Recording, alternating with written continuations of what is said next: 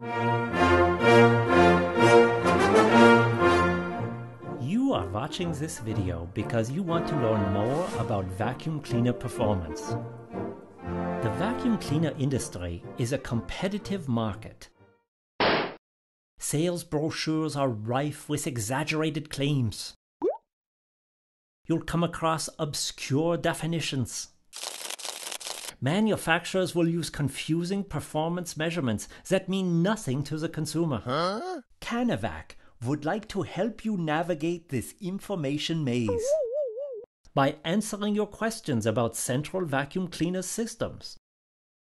So you can comparison shop and make a well-informed purchase decision.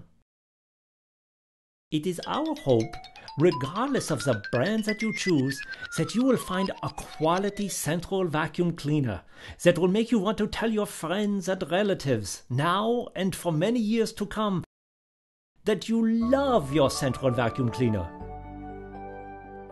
Have a look at these 3 vacuum cleaner motors. Which motor do you think performs best? Want a hint? There are 3 magical marketing terms that vacuum salespeople use to measure vacuum cleaner performance. The first magic word is airwatt. An airwatt is a unit of power determined by a mathematical equation. Here it is. An airwatt equals suction, measured in inches of water lift, times airflow, measured in cubic feet per minute, divided by 8.5. However, airwatt measurements can be misleading. Sometimes smaller motors may claim to produce higher airwatts in their product brochures, but brochure airwatts are measured at the motor and not at the end of the hose. This measurement has nothing to do with vacuum cleaner performance. Simply put, airwatts is a term salespeople use to blind customers. For example, tiny flow-through motors may be hidden inside what appear to be large units. You could be paying a high price and getting less than what you bargained for. Before you make your purchase decision, ask the salesperson to open up the canister so that you can see the motor for yourself. But let me repeat what I said before. Advertised airwatts do not measure vacuum cleaner performance, because brochure airwatts do not account for performance-robbing restrictions such as filtration. Piping is another factor that will lead to decreased performance. What about the power head? The style and age of the power head may contribute to performance loss. Finally, the hose. Obviously, the length of the hose will impact the vacuum's performance.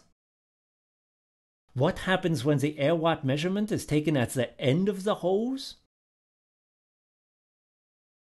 Good question. When measured at the ends of the hose, a smaller motor with less suction will have a lower airwatt measurement than a larger motor with more suction.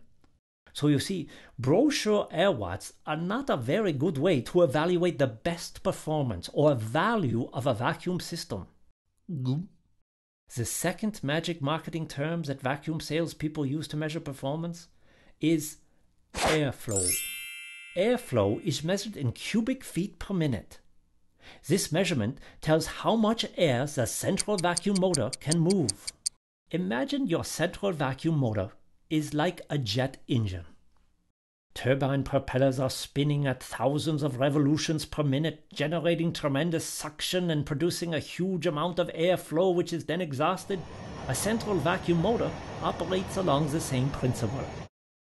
When airflow is at its maximum performance at an open, unobstructed orifice, suction is at its weakest.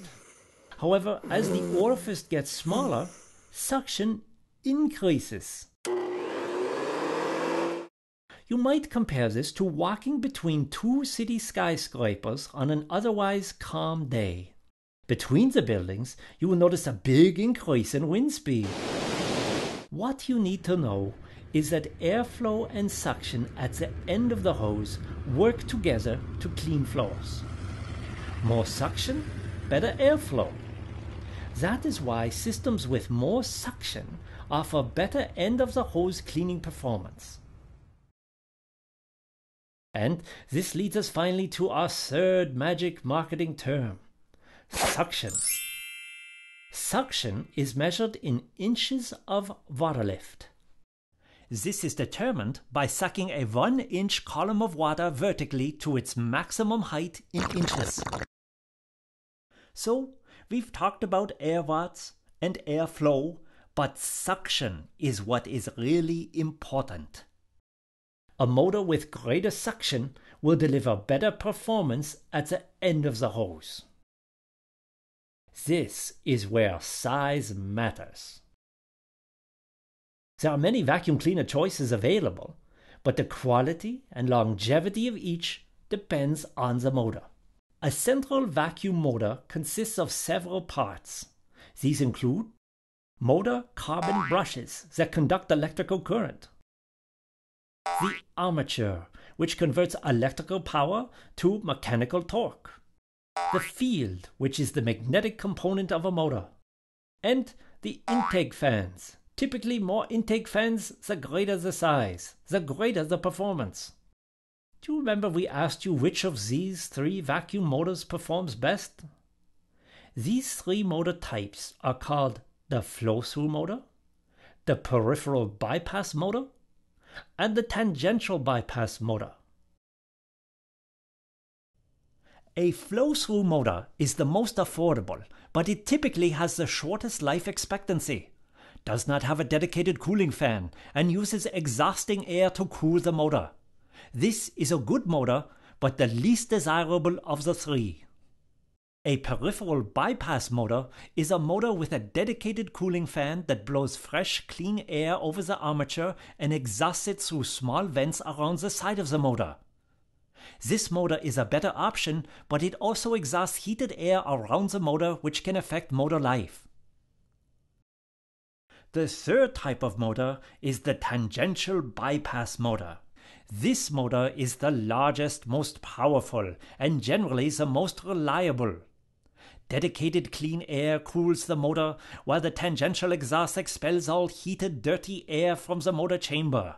This motor can vent 100% of allergens and pollutants out of your home. This is by far the best option. So, now that we've told you all about vacuum cleaner performance, how it's measured, and the types of motors, let's go back to our original question. Which of these 3 vacuum cleaner motors do you think performs best? If you guessed this larger tangential bypass motor, you are correct. Congratulations!